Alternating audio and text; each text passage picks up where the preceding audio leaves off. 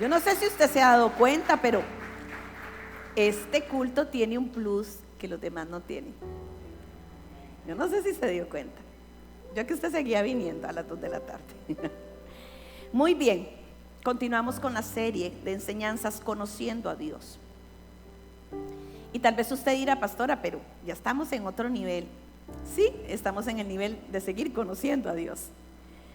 El Espíritu Santo nos dice que tenemos que empezar de nuevo y no se puede adorar aquello que no se conoce. Hemos hablado acerca de un Dios que es Padre. Hemos hablado del Dios que nos sostiene de la mano derecha. ¿Quién se acuerda de esa prédica? Hermosa estuvo esa prédica. Usted es el hijo de la mano derecha del Señor, el hijo que hereda. Amén. Yo no sé si usted fue el tercer, el cuarto, el quinto hijo de su padre, de su madre. Yo no sé si a usted le celebraron su nacimiento. Yo solamente quiero decirle que hay uno que sí se alegró, su Padre Celestial. Y hoy vamos a estar hablando del Dios que me restaura. El Dios que me restaura. Miren, en la mañana esto estuvo poderoso. Y el mismo Dios que estuvo en la mañana, en los cultos de la mañana, está hoy aquí. Amén. Quiero que por favor me acompañen a sus Biblias, al libro de Jeremías. Busque el libro de Jeremías, capítulo 18, versículos del 1 al 6. Vamos a leerlas en varias versiones. La Nueva Versión Internacional dice así: esta es la palabra del Señor que vino a Jeremías. Baja ahora mismo a la casa del alfarero y allí te comunicaré mi mensaje. Entonces bajé a la casa del alfarero y lo encontré trabajando en el torno, o sea, trabajando en la mesa. Pero la vasija que estaba moldeando se le deshizo en las manos. Así que volvió a hacer otra vasija, de la misma vasija que estaba haciendo. Esto es muy importante. Hasta que le pareció que le había quedado bien. En ese momento la palabra del Señor vino a mí y me dijo: pueblo de Israel, ¿acaso no puedo hacer con ustedes lo mismo que hace este alfarero con el barro? Afirma el Señor. Ustedes, pueblo de Israel, son en mis manos como el barro en las manos del alfarero. Vamos a leerla en la otra versión, la versión del lenguaje actual, que dice así: Dios me dijo: Jeremías, ve al taller del alfarero, allí voy a darte un mensaje. Yo fui y me encontré al alfarero haciendo en el torno vasijas de barro. Cada vez que una vasija se dañaba, volvía a hacer otra, hasta que la misma vasija quedaba como él quería. La misma vasija quedaba como él quería. Allí Dios me dio este mensaje para los israelitas: ustedes están en mis manos. Yo puedo hacer con ustedes lo mismo que este alfarero hace con el barro. Y se la voy a leer en la Reina Valera. Dice así: palabra de Jehová que vino a Jeremías diciendo: levántate y vete a casa del alfarero, y allí te haré oír mis palabras. Y descendí a casa del alfarero, y aquí que él trabajaba sobre la rueda, y la vasija de barro que él hacía se echó a perder en su mano, y volvió y la hizo otra vasija, según le pareció mejor hacerla. Entonces vino a mí palabra de Jehová diciendo: ¿no podré yo hacer de vosotros como este alfarero, oh casa de Israel? Dice Jehová. He aquí que como el barro en la mano del alfarero, así sois vosotros en mi mano, oh casa de Israel. Lo primero que podemos notar aquí es que el Señor manda al profeta no que le hable al alfarero, lo manda a que vea lo que el alfarero está haciendo. Porque muchas veces el Señor nos habla y nos habla y nos habla, y nosotros sencillamente no oímos. Y cuando usted no oye, entonces Dios le manda a ver lo que Él está haciendo. Y le dice: ve y ve a la casa del alfarero y observa cómo trabaja él. Y el profeta va. Y resulta que el alfarero estaba en su mesa de trabajo, estaba haciendo una vasija, pero en algún momento del proceso aquella vasija se dañó, en algún momento del proceso aquella vasija se echó a perder. Lo interesante y lo lindo de la labor del alfarero es que el alfarero no va y desecha esa vasija y toma barro nuevo, toma arcilla nueva y empieza a hacer otra. No, el buen alfarero empieza de nuevo con aquella vasija que se había echado a perder. El buen alfarero, viendo el potencial que había en aquella vasija, aunque en ese momento no servía para nada, lo vuelve a intentar con ella otra vez. ¿Qué nos está diciendo el Señor? ¿Qué nos está hablando el Señor a través de este pasaje?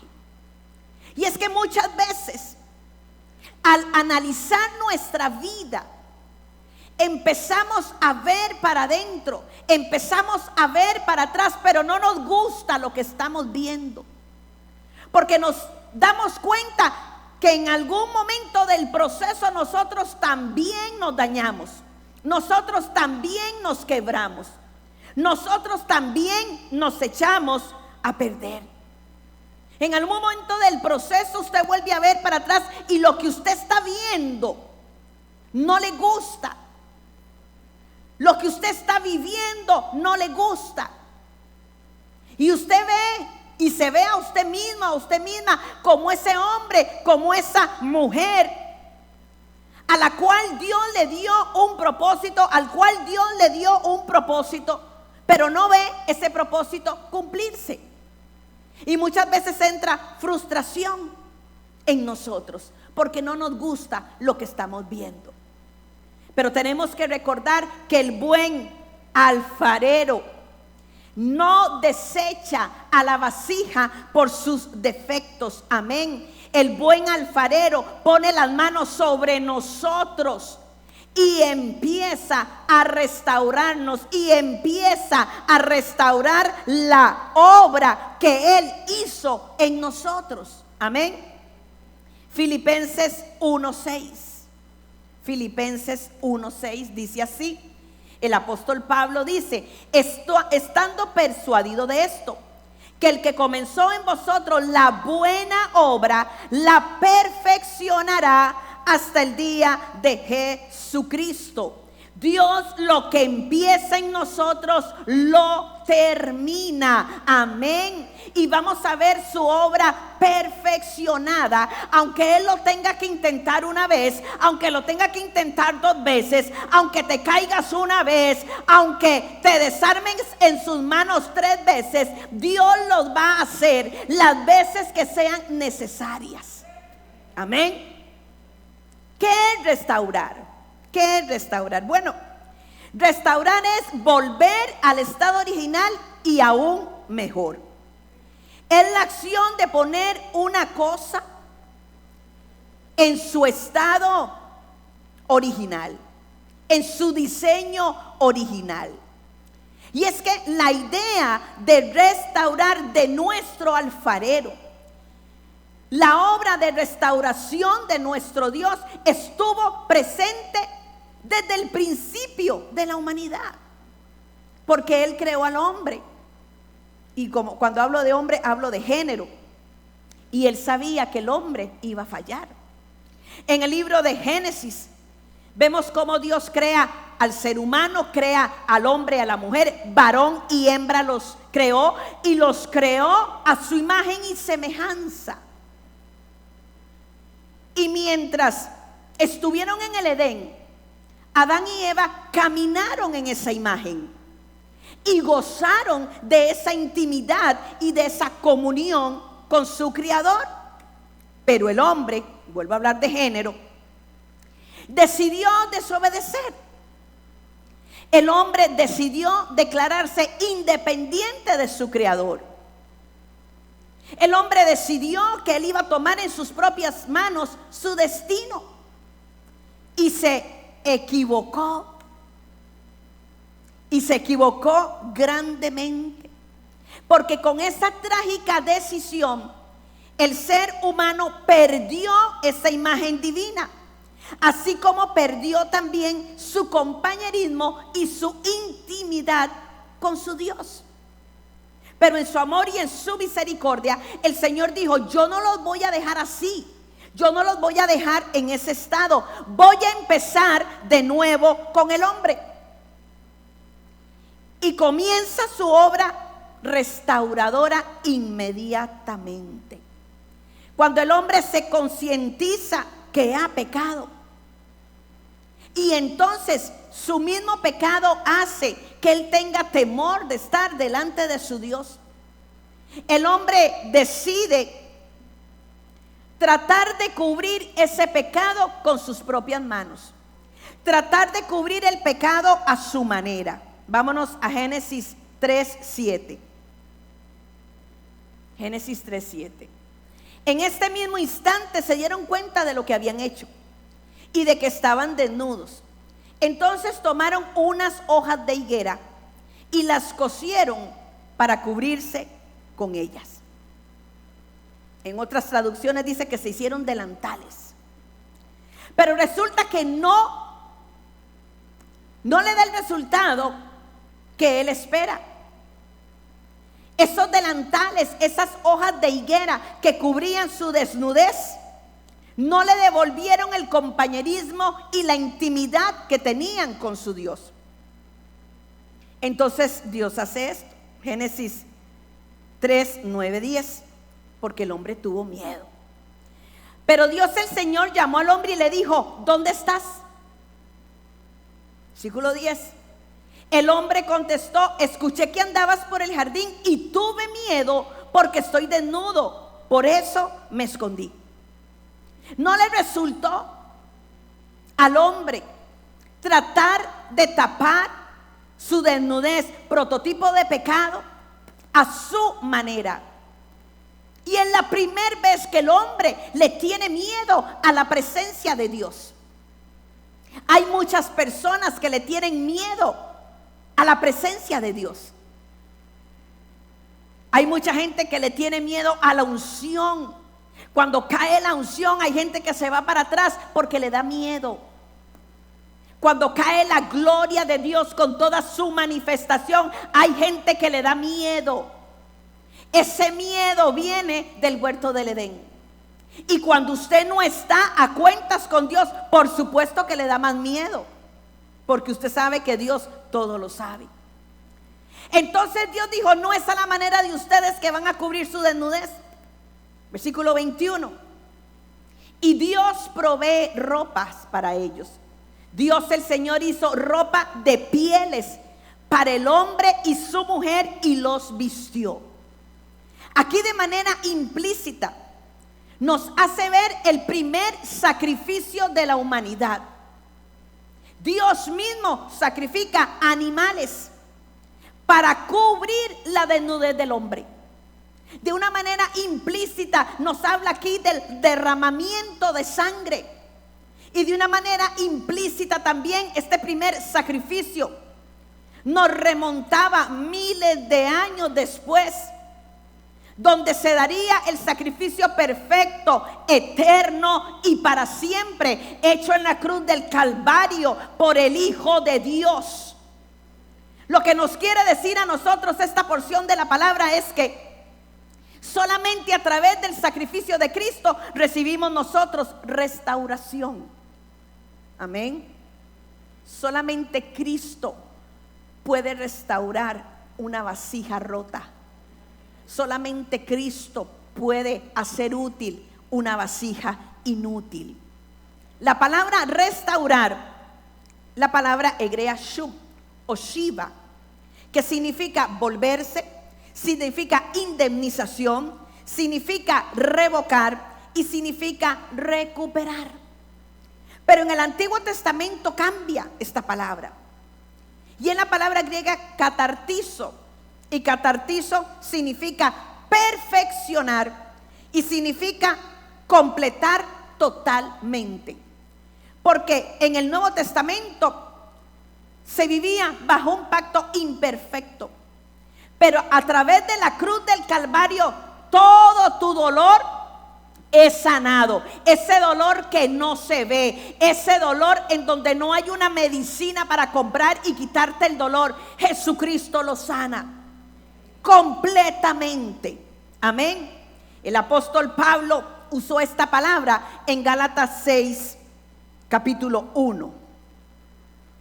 Dice así: hermanos, si alguien es sorprendido en pecado, ustedes que son espirituales deben restaurarlo con una actitud humilde, pero cuídese cada uno, porque también puede ser tentado.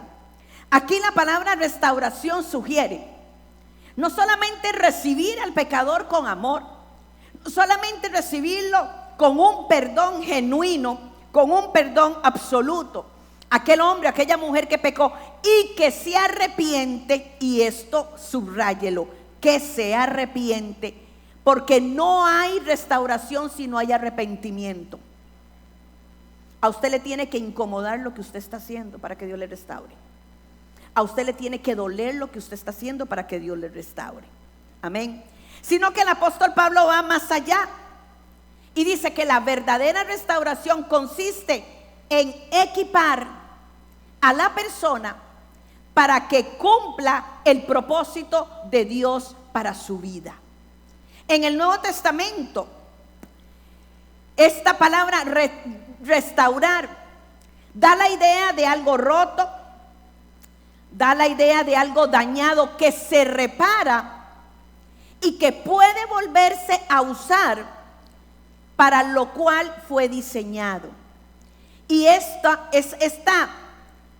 significado de restauración está presente en Mateo 4:21, de una manera implícita también, pero ahí está presente. Dice: más adelante vio a otros hermanos, Jacobo y Juan, hijos de Zebedeo, que estaban con su padre en una barca remendando las redes. Jesús los llamó. En otras traducciones dice arreglando las redes. Y arreglaban las redes o remendaban las redes porque las redes estaban rotas. Y una red rota es inútil para la pesca. Pero cuando esa red era arreglada, o era remendada, o era restaurada, podía volverse a utilizar para lo cual fue diseñada. Dios nos restaura. Pero Dios nos restaura para que le sirvamos a Él. Dios nos restaura para engrandecer su reino. Amén. Llegamos al Señor todos sucios. Llegamos al Señor oliendo a pecado. Y pecado es pecado. Igual es la mentira, que el homosexualismo, que el asesinato, que la venta de drogas, que la prostitución. Pecado es pecado. Y llegamos así al Señor y el Señor así nos acepta. Pero en su amor y su misericordia no nos deja así. Porque así como llegamos no le servimos a Él. Con toda esa ira usted no le sirve a Dios. Con toda esa amargura usted no le sirve a Dios. Con toda esa mala crianza usted no le sirve a Dios. Con toda esa falta de perdón, ni usted ni yo le servimos a Dios. Llegamos a Él y Él nos transforma. Amén. Llegamos a Él y Él nos cambia, nos restaura. Esta perfección, la palabra catartizo, no es hecha por nosotros, ni es hecha por fuerza del hombre, sino por la gracia de Dios. Y el miércoles que hablaba del corazón generoso, por cierto, hay un testimonio lindísimo, lindísimo, porque Dios contestó rápido un corazón generoso. Decía yo que la gracia es la fuerza divina, sobrenatural, sin límite, para hacer en nosotros lo que nosotros por nosotros mismos no podemos hacer, lo que en nuestras propias fuerzas no podemos hacer. Y mire, el apóstol Pablo lo entendía perfectamente, porque el apóstol Pablo dice: mas yo no hago lo que quiero hacer, sino mas no hago lo que quiero hacer. Y lo que no quiero hacer, eso es lo que hago. Hay una lucha en todos nosotros. Hay áreas en nuestra vida que están en lucha. esa perfección lleva tiempo. Y aquí les estoy hablando a las esposas, levanten la mano.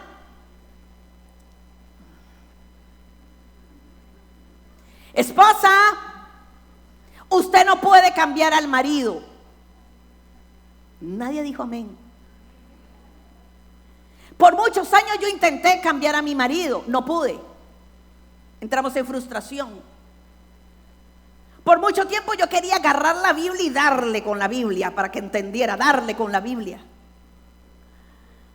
Diga proceso, y lleva tiempo. Queremos ver la respuesta al proceso rápidamente, pero en una obra de arte se toma tiempo para hacerla. Amén. Usted quiere ir a comer algo rápido, vaya a las comidas rápidas. Pero si usted se quiere comer una langosta, usted tiene que esperar. Si usted se quiere comer un filet mignon, usted se tiene que esperar. Para hacer una obra de arte lleva tiempo. Usted es una obra de arte. Así que mujer, número 1, usted no cambia a nadie. Número 2, todo cambio lleva tiempo. Y esto para los varones también. Amén. Porque no es que usted va a la iglesia, sí, pero todavía está en proceso. Todavía estamos en proceso. Y aquí empiezo a predicar. En la palabra del Señor hay una historia preciosa, una historia maravillosa, acerca de la restauración del amor y de la misericordia de Dios. Es la historia de Mefiboset, pero es la historia suya y es la historia mía.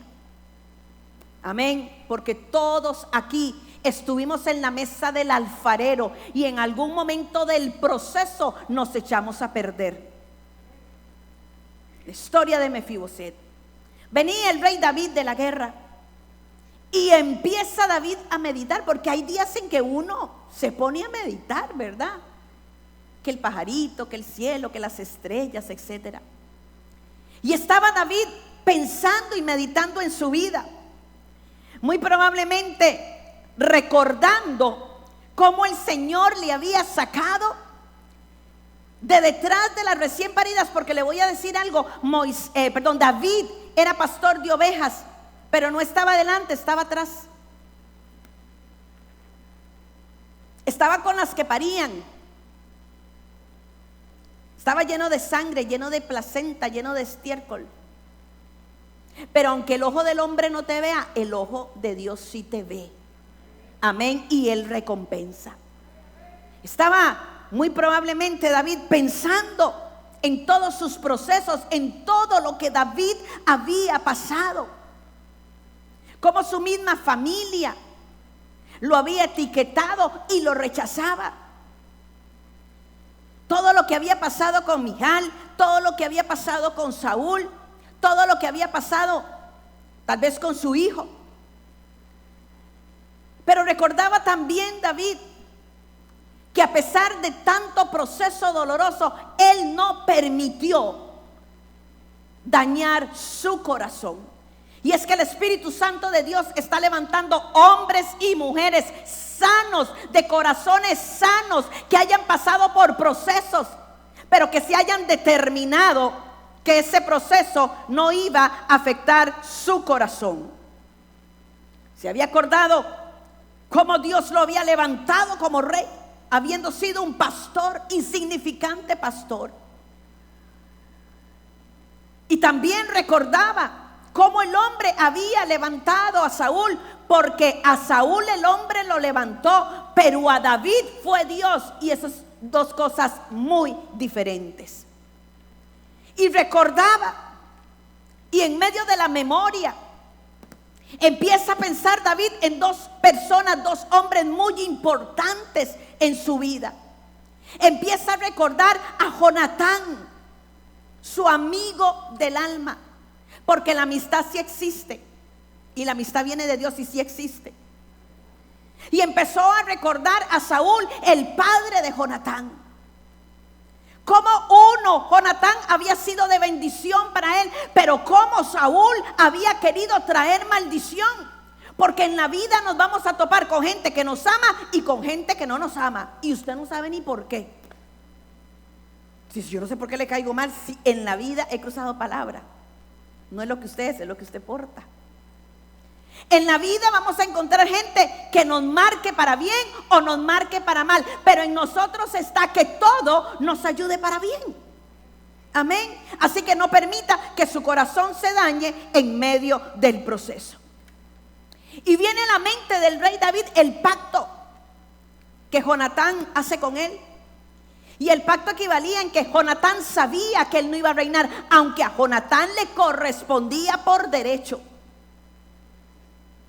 Yo le voy a decir algo a usted: Dios cambia su historia y Dios cambia su reputación también. Amén. Y el pacto fue que Jonatán le decía: cuando tú seas rey, acuérdate de mi casa, acuérdate de mi casa. Y cuando en la antigüedad se hacía un pacto, las almas quedaban ligadas. Si usted ha hecho pacto con Dios, su vida y su casa están ligados con Él. ¿Usted entiende lo que le estoy diciendo? Se lo voy a repetir. Si usted ha hecho pacto con el Señor, su vida y su casa están ligados con Él. Amén. Vámonos a 2 de Samuel 9, versículos del 1 al 15. Aquí nos relata un poco la historia. Dijo David: ¿ha quedado alguno de la casa de Saúl a quien haga yo misericordia por amor de Jonatán? Le voy a decir algo. Le voy a decir a usted, le voy a contar cómo yo oro. No, muchas veces no podemos clamar por justicia. Muchas veces tenemos que clamar por misericordia. Y muchas veces por la persona que usted ora no se merece nada, porque tenemos que ser claros. Hay gente que no se merece nada de parte de Él, porque le ha rechazado. Pero cuando yo oro, y yo oro por mi casa, yo oro conforme el pacto que hiciste conmigo. Conforme el pacto que hiciste conmigo. ¿Sabe qué? Y Dios le responde. Porque Dios, le vuelvo a repetir, hace pacto con usted y hace pacto con su casa. Dice: y había un siervo de la casa de Saúl que se llamaba Siba, al cual llamaron para que viniese a David, y el rey le dijo: ¿eres tú Siba? Y él respondió: tu siervo. El rey le dijo: no ha quedado nadie de la casa de Saúl a quien haga yo misericordia de Dios. Y Siba respondió al rey: aún ha quedado un hijo de Jonatán, lisiado de los pies. ¿Por qué le dice eso? ¿Sabe lo que le estaba diciendo Siba? Sí, hay un hijo, pero no califica. Hay un hijo, pero ni siquiera lo llames porque no puede estar delante de ti. Yo después le voy a explicar por qué. Quedó uno, pero no contamos con él, porque es una vasija quebrada, es una vasija mal hecha, porque es un lisiado. Entonces el rey le preguntó: ¿dónde está? Y Siba respondió al rey: he aquí, está en casa de Maquir, hijo de Amiel, en Lodebar. Entonces envió el rey David y le trajo de la casa de Maquir, hijo de Amiel, de Lodebar. La historia de Mefiboset es la historia de una invitación. La historia de Mefiboset es la historia de una invitación que le iba a cambiar la vida. Hoy te digo, hay una invitación que el rey está haciendo. El rey está pronunciando tu nombre. Hay una invitación que él te quiere dar para cambiarte la vida. Amén, para cambiarte la vida. Una invitación para restaurarnos. Una invitación para devolvernos lo que perdimos o lo que nos robaron. Porque hay cosas que nos roban, pero hay cosas que nosotros damos. Una invitación para que usted ocupe el lugar que Dios le tiene a usted. Porque usted no nació para estar en Lodebar. Usted no nació para ser un lisiado emocional ni espiritual. Amén. Esta es la historia de una invitación que nos manda a entender para qué fuimos creados y cuál es mi propósito. Mefiboset debía de ser rey porque era nieto de rey. Mefiboset tenía el ADN de gente guerrera. Su padre había sido el guerrero de los guerreros. Su abuelo Saúl fue un gran guerrero también. En la sangre de Mefiboset corría sangre real, pero eso no era lo que él estaba viviendo. Mefiboset era un indigente, un incapacitado, cuyos tobillos rotos lo exiliaron a un lugar llamado Lodebar. ¿Y sabe qué significa Lodebar? Significa lugar seco y árido, significa lugar del silencio, significa lugar de sombras. Hoy hay muchos príncipes, hoy hay muchas princesas que están viviendo en el lugar del silencio, que están viviendo en Lodebar, cuando su lugar está en el palacio del rey. Mefiboset dependía de otros. ¿Sabe? Hay personas que dependen de otros para estar de pie espiritual y emocionalmente hablando. Eso no es sano, son relaciones tóxicas. La única dependencia nuestra tiene que ser con el Señor. Amén. La única dependencia nuestra es estar agarrados de la mano de nuestro Padre Celestial, agarrados de la mano derecha, porque si usted se agarra de la mano del hombre le suelta en cualquier momento y lo deja caer. ¿Sabe qué significa el nombre Mefiboset? El que esparce la vergüenza o el avergonzado. Y esos pies lisiados significa gente que se quedó en algún momento de su vida y no pudo avanzar, gente que se quedó en la ofensa, gente que se quedó con el alma fragmentada por una mala circunstancia, gente que algo o alguien les paralizó la vida en algún momento. Los Mefiboset son aquellos que cargan una gran vergüenza, una gran culpa por el pecado. Es gente que tiene el alma fragmentada porque quedó dañado. Hay heridas que solo Dios puede sanar. No busquen otro lugar, solo Dios te puede sanar. Hay circunstancias en la vida que solamente Dios puede restaurar. Amén. Qué lindo que es saber que hay una solución para todo. Siempre seremos débiles en alguna área de nuestra vida, pero si no permitimos que Dios nos restaure, entramos en cárceles espirituales y usted llega a ser un esclavo de alguien o un esclavo de algo.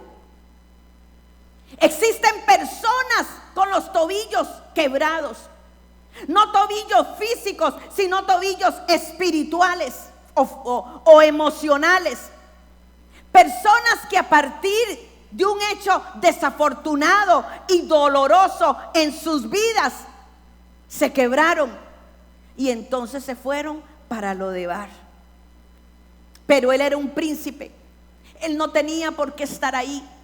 Él tenía herencia, tenía pacto, tenía promesa, pero estaba viviendo en un lugar de silencio, en un lugar árido, en un lugar sin pastos, porque lo había perdido todo. Le pregunto, ¿conoce usted Lodebar? Porque yo sí lo conozco. Yo viví en ese lugar por muchos años. Viví en la depresión, viví en la amargura, viví en la falta de perdón, viví en la conmiseración. Yo viví en Lodebar por mucho tiempo, pero gloria a Jesús que cuando tuve mi encuentro salí de ahí. Ahora la pregunta es, ¿sigue usted viviendo en Lodebar? Porque eso sí es triste, habiendo conocido del Señor, sabiendo que Él es un Dios que restaura, que usted todavía viva ahí. Lo triste de todo esto era que Mefiboset no tenía el control de su vida. No tenía el control de su vida. Y esto representa a aquellas personas que diariamente están luchando para terminar con malos hábitos, que están luchando para terminar con ese pecado. Porque puede ser que usted esté aquí sentado, usted que me está viendo, pero usted está luchando contra la pornografía. Usted está luchando para dejar esa relación adúltera. Usted está luchando para caminar en santidad y dejar la fornicación. Usted está luchando para dejar los vicios, dejar todo aquello que le aparte del Señor. Pero esa gente no puede. ¿Y sabe por qué no puede? Porque la droga, porque el pecado, porque el dolor, porque la mala experiencia tienen el control sobre ellos. Han sido heridos. Y han sido heridos por gente que vive en Lodebar, escondiendo sus heridas. Y lo terrible de todo esto es que generalmente aquella persona que ha sido herida se vuelve en heridor. Entonces usted repite los mismos patrones. Ese patrón que usted odió en su padre, ese patrón que usted odió en su madre, usted lo repite. ¿Por qué? Porque a usted le quebraron los tobillos y usted se quedó ahí, en el lugar del silencio, en el lugar oscuro. Y entonces usted se ve haciendo lo que hizo su padre. Eso que le dañó a usted, eso que lo golpeó a usted, usted lo hace. Y usted, mujer, empieza a repetir los patrones de su madre. Su madre la maltrató, su madre le gritaba, su madre le ponía apodos, y eso es lo que está haciendo usted en su casa. Pero ¿qué fue lo que llevó a Mefiboset estar en este estado? Valga la redundancia. Segunda de Samuel 4:4. Y Jonatán, hijo de Saúl, tenía un hijo lisiado de los pies. Tenía 5 años de edad cuando llegó de Jezreel la noticia de la muerte de Saúl y de Jonatán. Y su nodriza lo tomó y huyó. Y mientras iba huyendo apresuradamente, se le cayó el niño y quedó cojo. Su nombre era Mefiboset. En un día Mefiboset perdió todo. En un día su padre y su abuelo mueren. Y él cae en desgracia. Porque la costumbre de la época era que si el rey caía, el rey nuevo arrasaba con toda la familia. En un día lo perdió todo y quedó invalidado de por vida. La nodriza lo tomó. Y nodriza significa muchas cosas, pero dentro de lo que significa nodriza, significa rendirse. Iba corriendo, pero se rindió. ¿En cuál área de tu vida te has rendido? Ibas bien, ibas caminando, sentías que podías controlar ese pecado, controlar esa adicción, pero la nodriza te botó.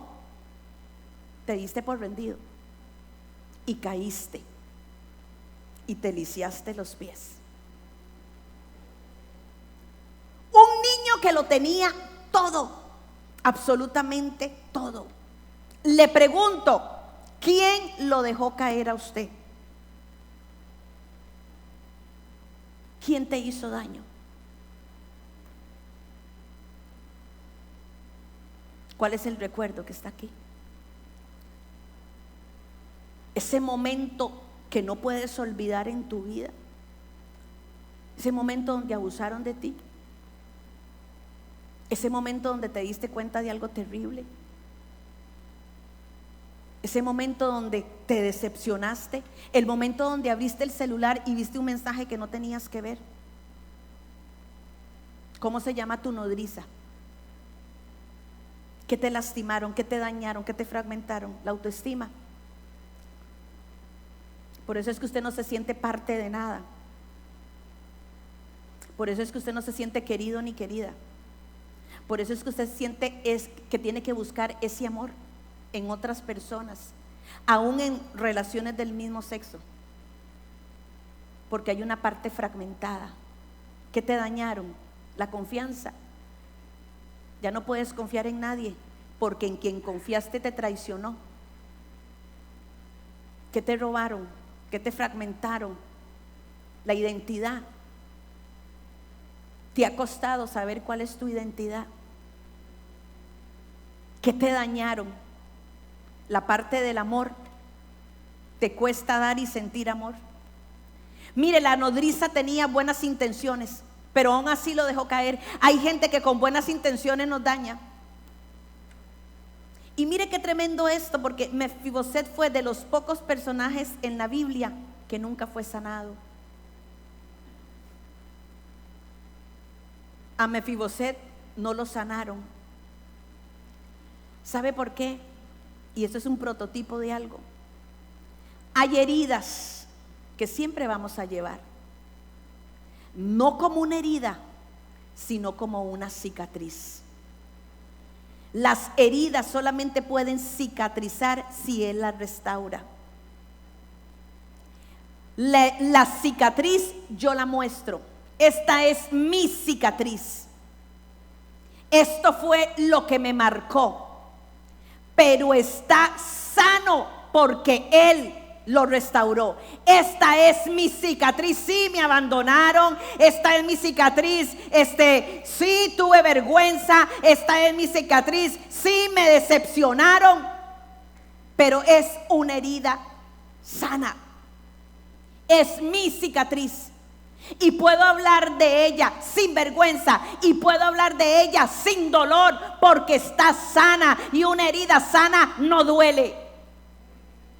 Hay cosas con las que vamos a vivir toda la vida. Mujer, si usted fue abusado, usted va a vivir con eso toda la vida.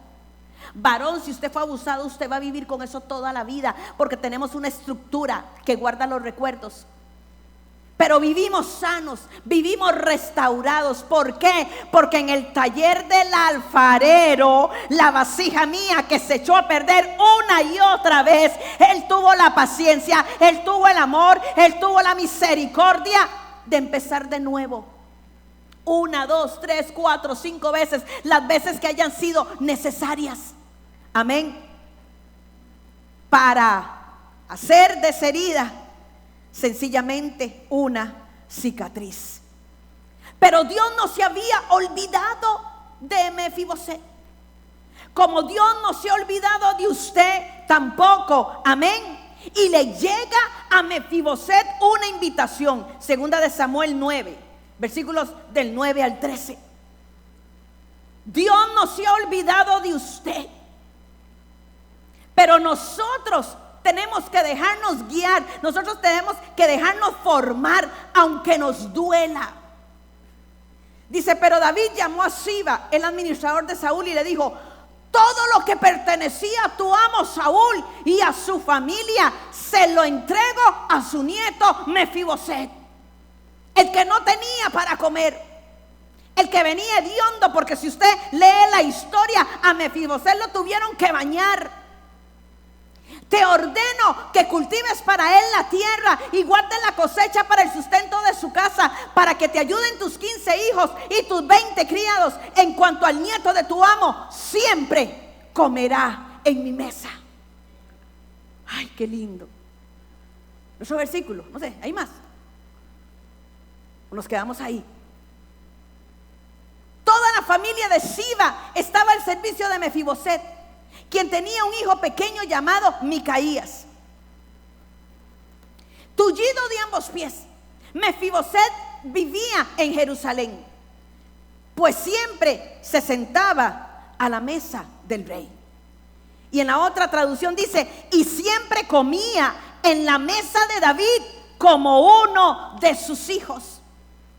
El indigente, el que no valía nada, el que fue desechado, el que ni siquiera su familia se acordaba, nadie se acordaba, pero Dios sí se acordaba de Mefiboset. Y hoy te digo, Dios se acuerda de ti también. Yo no sé qué es lo que has perdido, yo no sé lo que te robaron, yo no sé lo que te quitaron, yo no sé ¿Cuál es el área de tu vida que ha estado fragmentada? Hoy hay una invitación. Dios te llama para que te sientes en su mesa, y no solamente para que comas, sino para devolverte todo lo que habías perdido.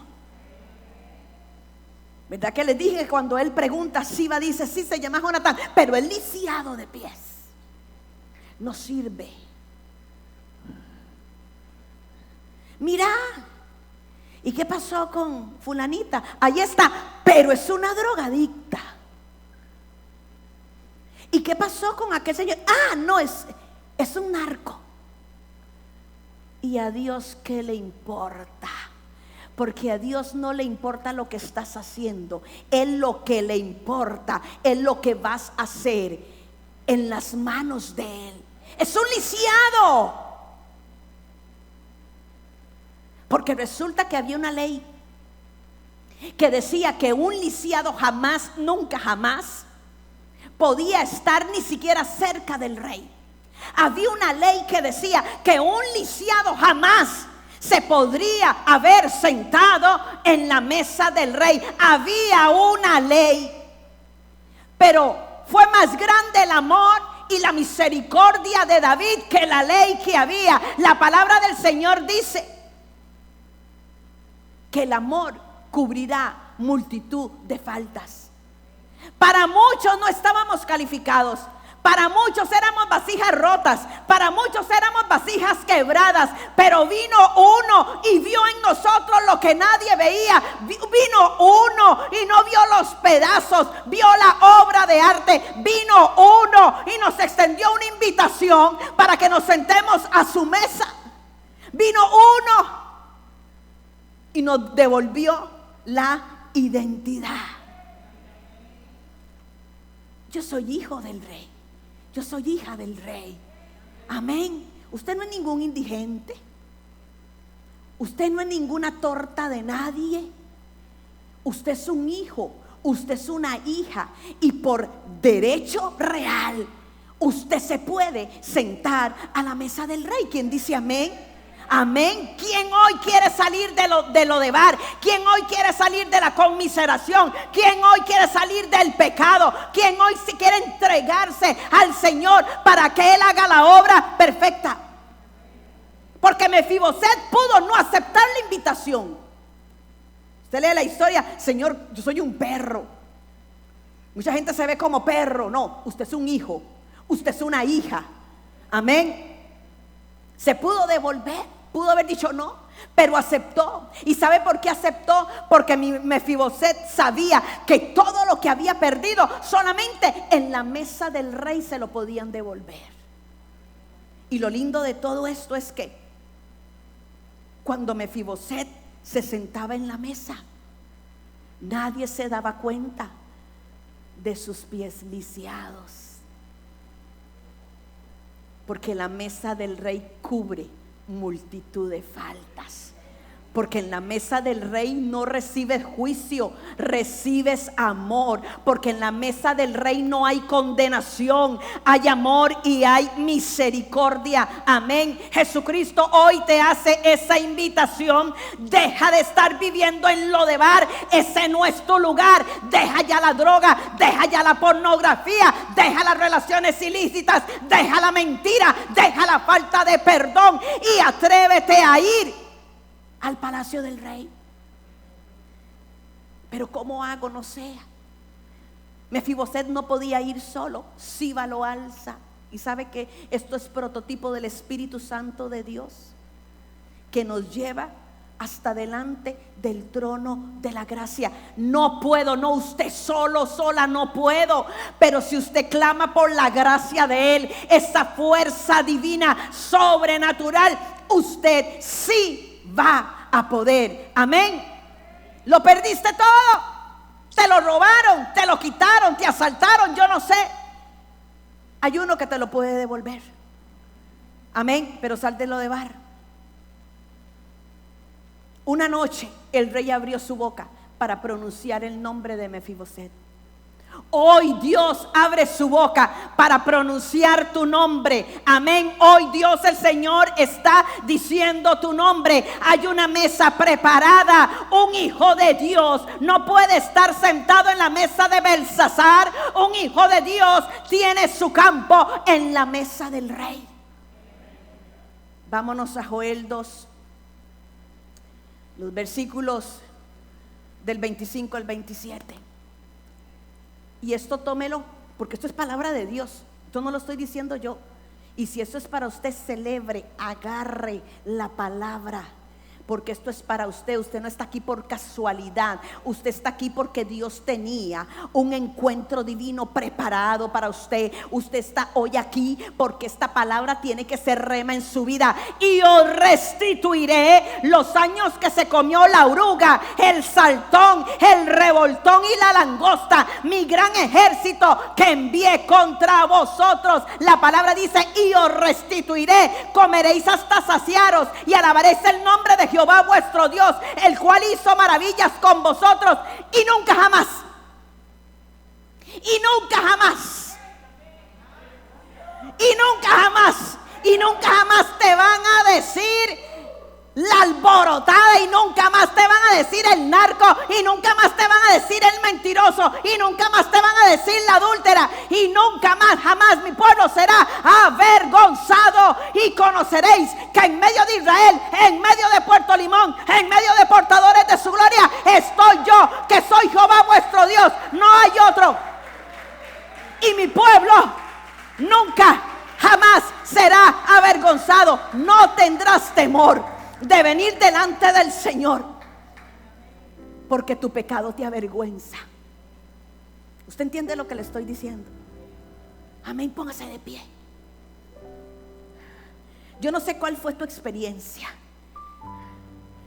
Yo no sé en qué área de tu vida te fragmentaron.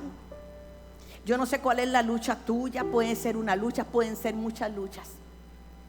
Yo solo sé que si dejas que el buen alfarero perfeccione su obra en ti, vas a salir de Lodebar directo a sentarte en la mesa del rey.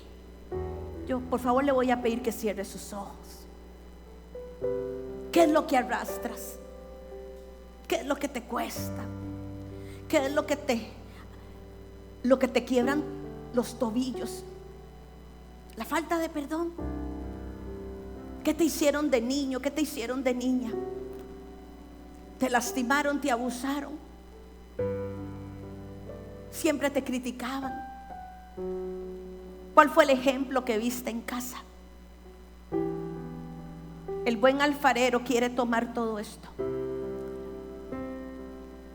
y de esas cenizas, de esos pedazos, hacer una obra de arte. El Señor hoy quiere sanar ese corazón. El Señor quiere sanar esos recuerdos. El Señor quiere sanar esas emociones. ¿Qué te hicieron hace una semana, hace un mes? ¿Qué te hicieron hace 15 días? ¿Qué te hicieron hace 3 meses? ¿Qué es lo que llevas en el corazón? ¿Sabes qué? Si no dejas que el Señor te restaure, esas van a ser cadenas, grillos y grilletes para tus pies. Usted es una obra de arte perfecta. Dios no se equivocó con usted. Dios a usted le puso nombre.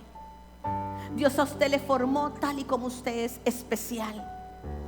El hombre peca y deja de caminar según la imagen divina, pero en la cruz del Calvario nosotros la recuperamos y volvemos a caminar según esa imagen.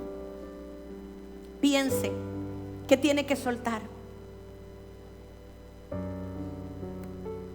Piense cuánto tiempo ha estado en Lodebar, porque puede ser que usted esté aquí, pero usted está en Lodebar. ¿Cuál es esa área que continuamente te hace caer? ¿Qué es lo que continuamente te lleva a pecar? Deja que el Señor perfeccione su obra en ti. Deja que la música le ministre. Hable usted con Dios. Él quiere hacer arte